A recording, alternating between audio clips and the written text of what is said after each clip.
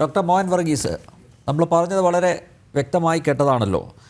V are now fighting the BJP, the RSS and the Indian state itself എന്നാണ് പറഞ്ഞിരിക്കുന്നത്.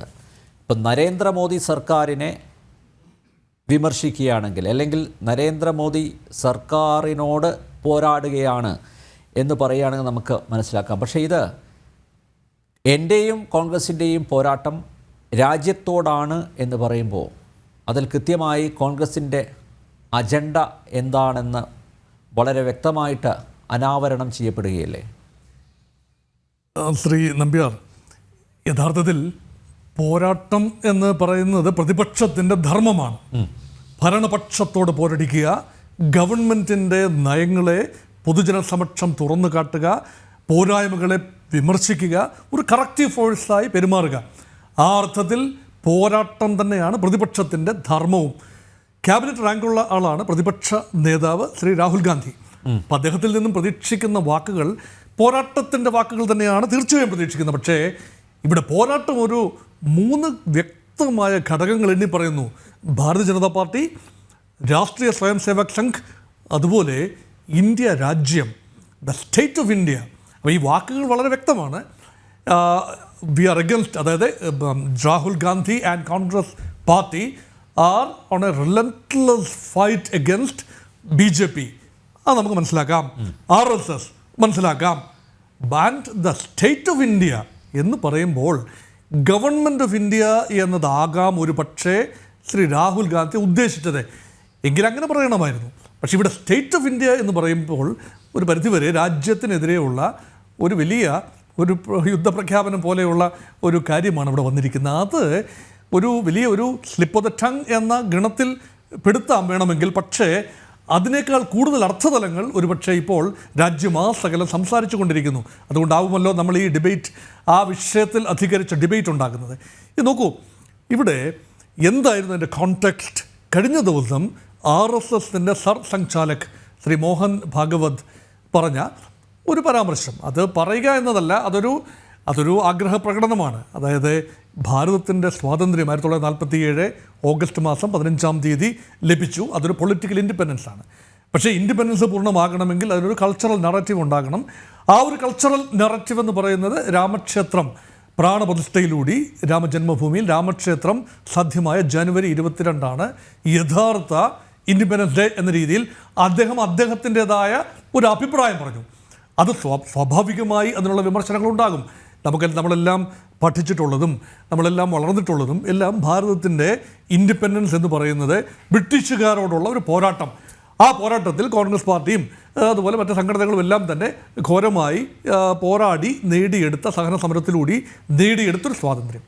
പക്ഷേ ആ സ്വാതന്ത്ര്യത്തിൻ്റെ സ്പിരിറ്റിനെ തീർച്ചയായും മോഹൻ ഭാഗവത് ജി തീർച്ചയായും ആ സ്പിരിറ്റിനെ അംഗീകരിക്കുകയും അതിനൊരു സെക്യുലർ ക്രെഡൻഷ്യൽ, ഇന്ത്യയുടെ ആകമാന 5000 വർഷത്തെ ചരിത്രത്തിന് ഒരു സെക്യുലർ ഒരു പാരമ്പര്യം ഉണ്ട് എന്ന്, ഹൈന്ദവ ദേശീയത എന്ന് പറയുന്നത് അതിനൊരു സെക്യുലർ ദേശീയതയാണ് എന്നൊരു പരിപ്രേക്ഷ്യമാണ് മോഹൻ ഭാഗവത് കൊടുക്കുന്നത്.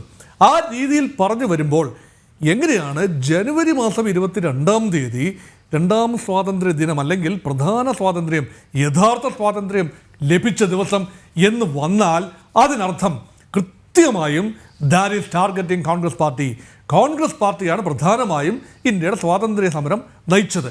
അപ്പോൾ മഹാത്മാഗാന്ധിയും മുസ്ലിം ലീഗിലുണ്ടായിരുന്ന മുഹമ്മദ് അലി ജിന്നയും അതുപോലെ മൗലാന അബ്ദുൽ കലാം ആസാദും ഒന്നും വേണ്ട, പിന്നെ മൻമോഹൻ, ഈ സകല നേതാക്കളും, അംബേദ്കർ ഉൾപ്പെടെയുള്ള എല്ലാവരും ചേർന്ന ഒരു പോരാട്ടം. ആ പോരാട്ടത്തിൽ നെഹ്റുവിയൻ ലെഗസി വളരെയധികം പ്രോമിനൻ്റായി പലപ്പോഴും പാഠപുസ്തകങ്ങളിലും പഠന മെറ്റീരിയലും എല്ലാം വന്നു. കുറച്ചുകൂടി ബാലൻസ് ചെയ്തുകൊണ്ട് ഇപ്പോൾ മറ്റ് ലെഗസികളും, അംബേദ്കറൈറ്റ് ലെഗസിയും പട്ടേലിൻ്റെ ലെഗസിയും എല്ലാം കൂടുതലായി ഇപ്പോൾ ചർച്ച ചെയ്യപ്പെടുന്നൊരു കാലമാണ്. അതിന് ഒരു പക്ഷേ ഭാരതീയ ജനതാ പാർട്ടി കൂടുതൽ താല്പര്യമെടുക്കുന്നു, ഇപ്പോഴത്തെ നരേന്ദ്രമോദി സർക്കാർ കൂടുതൽ താല്പര്യമെടുക്കുന്നു. അതായിരിക്കാം അതിന് കാരണം. അതുകൊണ്ട് കോൺഗ്രസ് പാർട്ടി സ്വല്പം ഖിന്നരാണ്. കോൺഗ്രസ് പാർട്ടിയുടെ നേതൃത്വം, ഗാന്ധി നെഹ്റു ഫാമിലിയുടെ പിന്മുറക്കാരാണല്ലോ ഇപ്പോഴത്തെ കോൺഗ്രസ് പാർട്ടിയുടെ നേതൃത്വം. സോണിയാഗാന്ധിയും പ്രിയങ്ക ഗാന്ധിയും രാഹുൽ ഗാന്ധിയും എല്ലാം തന്നെ ആ ഒരു വംശാവലിയിൽപ്പെടുന്നതായതുകൊണ്ട് നെഹ്റുവിയൻ ലെഗസി തമസ്കരിക്കപ്പെടുന്നു എന്ന ഒരാക്ഷേപമുണ്ട്. അതോടൊപ്പം തന്നെ ഇപ്പോൾ ശ്രീ മോഹൻ ഭാഗവതിൻ്റെ ഭാഗത്തു നിന്ന് വന്ന ആ ഒരു പരാമർശം വീണ് കിട്ടിയ ഒരു ആയുധമാണ്, എങ്കിൽ പിന്നെ അത് ഉപയോഗിച്ച് കളയാം എന്ന രീതിയിൽ പറഞ്ഞു.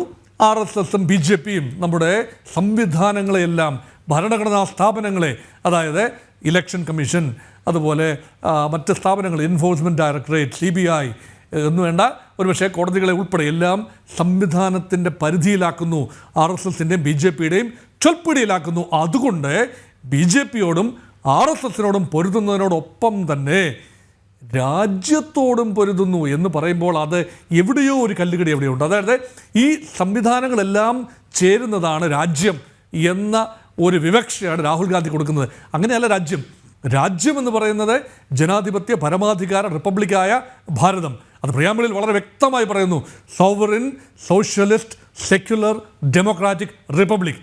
അതൊരു സോവറിൻ രാജ്യമാണ്. ആ രാജ്യത്തിൻ്റെ ഭരണകൂടം ഏകപക്ഷീയമായി പെരുമാറുന്നു എന്ന് പറഞ്ഞാൽ അത് നമുക്ക് മനസ്സിലാക്കാം, യുക്തിക്ക് നിരക്കുന്നതാണ്.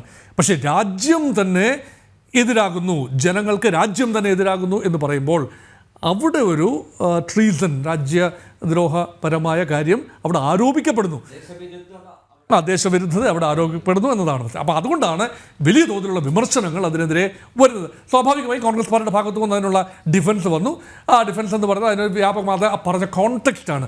ഒരു പ്രസ്താവനയെ കോൺടെക്സ്റ്റിനുള്ളിൽ നിന്നുകൊണ്ട് കാണണമല്ലോ. അപ്പോൾ കോൺടെക്സ്റ്റ് എന്ന് പറയുന്നത് സ്ഥാപനങ്ങളെല്ലാം തന്നെ വരുതിയിലാക്കുന്നതിനെതിരെയുള്ള രാഹുൽ ഗാന്ധിയുടെ പരാമർശം സ്വല്പം അനുചിതമായ വാക് പ്രയോഗത്തിലൂടെ ആയിപ്പോയി എന്നതാണ് ഒരു പക്ഷേ കോൺഗ്രസിൻ്റെ ഒരു ഡിഫൻസ്. ഇനി തീർച്ചയായും കോൺഗ്രസിൻ്റെ പ്രതിനിധി ഇവിടെയുണ്ട്, ശ്രീ വസന്ത് തെങ്ങുംപള്ളിയുണ്ട്. അപ്പോൾ നമുക്ക് തീർച്ചയായിട്ടും കേൾക്കാവുന്നതേ ഉള്ളൂ.